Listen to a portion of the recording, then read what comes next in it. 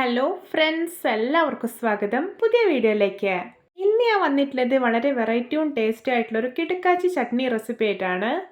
ഒരു secret ingredient ഇതിൽ add ചെയ്യുന്നതുകൊണ്ട് തന്നെ ഈ ഒരു ചട്നിക്ക് ഒരു സ്പെഷ്യൽ ടേസ്റ്റ് ആണുള്ളത്. വീഡിയോ കണ്ടിട്ട് ഇഷ്ടപ്പെടുവാണെങ്കിൽ ലൈക്ക് ചെയ്യുക, ഷെയർ ചെയ്യുക, കമൻറ്റ് ചെയ്യുക, ചാനൽ സബ്സ്ക്രൈബ് ചെയ്യാനും മറക്കരുത്. അപ്പോൾ നമുക്ക് നേരെ വീഡിയോയിലോട്ട് പോകാം. ചട്നി റെഡിയാക്കാൻ വേണ്ടിയിട്ട് ഞാനിവിടെ ഒരു പാൻ അടുപ്പത്ത് വെച്ചിട്ടുണ്ട്. അതിലോട്ട് 2 ടേബിൾ സ്പൂൺ ഓയിൽ ഒഴിക്കാം. ഓയിൽ നന്നായിട്ട് ചൂടായിട്ട് വരുമ്പോൾ 2 ടേബിൾ സ്പൂൺ നിലക്കടലയും 2 ടേബിൾ സ്പൂൺ കടലപ്പരിപ്പും ഇട്ടെടുക്കാം. ഇനി ഇത് നന്നായിട്ടൊന്ന് ഫ്രൈ ചെയ്തെടുക്കാം. ഇപ്പോൾ ഇത് നിലക്കടലയും കടലപ്പരിപ്പും ഫ്രൈ ആയിട്ട് വന്നിട്ടുണ്ട്. ഇനി ഇതിലോട്ട് 8 വറ്റൽമുളക് ഇട്ടെടുക്കാം. എന്നിട്ട് ഇതും കൂടി ഒന്ന് ഫ്രൈ ചെയ്തെടുക്കാം. ഈ മുളകൊക്കെ നല്ലപോലെ മൊരിഞ്ഞ് വരുന്ന പാകമാവണം. അപ്പോൾ ഇത് പാകമായിട്ടുണ്ട്. ഇനി നമുക്കിതിലോട്ട് 1.5 ഉള്ളി അരിഞ്ഞതും 1.5 തക്കാളി അരിഞ്ഞതും ഇട്ടെടുക്കാം. ഞാനിവിടെ അത്യാവശ്യം നന്നായിട്ട് പഴുത്തിട്ടുള്ള തക്കാളിയാണ് എടുത്തിട്ടുള്ളത്. ഇനി ഇതിലോട്ട് ഒരു കഷ്ണം ഇഞ്ചിയും കുറച്ച് പുളിയും ഇട്ട് കൊടുക്കാം. ഞാൻ വാളംപുളിയാണ് കേട്ടോ എടുത്തിട്ടുള്ളത്.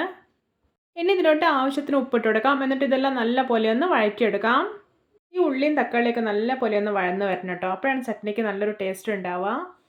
ഇനി ഇതിലോട്ട് 1 ടേബിൾ സ്പൂൺ കാശ്മീരി മുളക് പൊടിയും 1/2 ടീസ്പൂൺ മഞ്ഞൾപ്പൊടിയും ഇട്ട് കൊടുക്കാം. എന്നിട്ട് വീണ്ടും വഴറ്റിയെടുക്കാം. ഈ കാശ്മീരി മുളക് പൊടി ചേർത്തിട്ടുള്ളത് ചട്നിക്ക് നല്ലൊരു കളർ കിട്ടാൻ വേണ്ടിയിട്ടാണ്. ഇനി നമുക്കിതിലോട്ടൊരു 5 ടേബിൾ സ്പൂൺ തേങ്ങ ചിരകിയത് ഇട്ട് കൊടുക്കാം. ഇനി കുറച്ച് മല്ലിയില അരിഞ്ഞ കൂടി ഇട്ട് കൊടുക്കാം. ഇനി ഇതിലോട്ട് സീക്രട്ട് ഇൻഗ്രീഡിയൻ്റ് ആയിട്ടുള്ള ഒരു ചെറിയ ഉണ്ട ശർക്കര ഇട്ട് കൊടുക്കാം. കൂടുതൽ ഇടരുത്, വളരെ കുറച്ച് മാത്രം ഇട്ടാൽ മതി. എന്നിട്ട് എല്ലാം നന്നായിട്ടൊന്ന് ഇളക്കി യോജിപ്പിച്ചെടുക്കാം.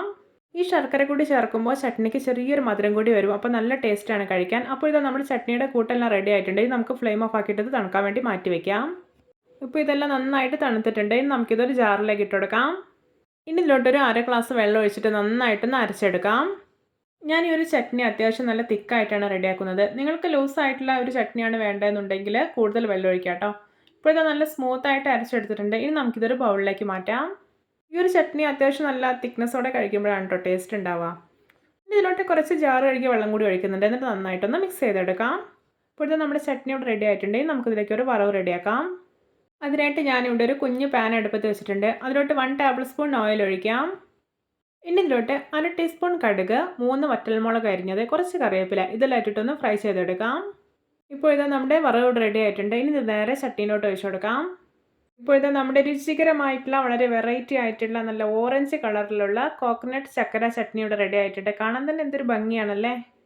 അപ്പോൾ വളരെയേറെ ടേസ്റ്റി ആയിട്ടുള്ള ഈ ഒരു ചട്നി റെസിപ്പി നിങ്ങൾ എന്തായാലും ഒരിക്കലെങ്കിലും ട്രൈ ചെയ്ത് നോക്കണം. ഇതിൻ്റെ രുചി നിങ്ങൾക്ക് എന്തായാലും ഇഷ്ടപ്പെടും. ഞാൻ ഇനി ഒരു ചട്നി റെഡിയാക്കിയിട്ടുള്ളത് നല്ല സ്പോഞ്ച് പോലെയുള്ള ഇഡ്ഡലിക്കൊപ്പം കഴിക്കാൻ വേണ്ടിയിട്ടാണ്. ഇതൊരു സ്പെഷ്യൽ ടേസ്റ്റ് തന്നെയാണ് കേട്ടോ. അപ്പോൾ എല്ലാവർക്കും എൻ്റെ കോക്കനട്ട് ചക്കര ചട്നി റെസിപ്പി ഇഷ്ടപ്പെട്ടെന്ന് വിചാരിക്കുന്നു. ഇഷ്ടപ്പെട്ട ചാനൽ സബ്സ്ക്രൈബ് ചെയ്യുക, സപ്പോർട്ട് ചെയ്യുക. അപ്പോൾ ഇതുപോലുള്ള വെറൈറ്റി വീഡിയോകളായി വീണ്ടും കണ്ടുമുട്ടാം. Okay, bye bye.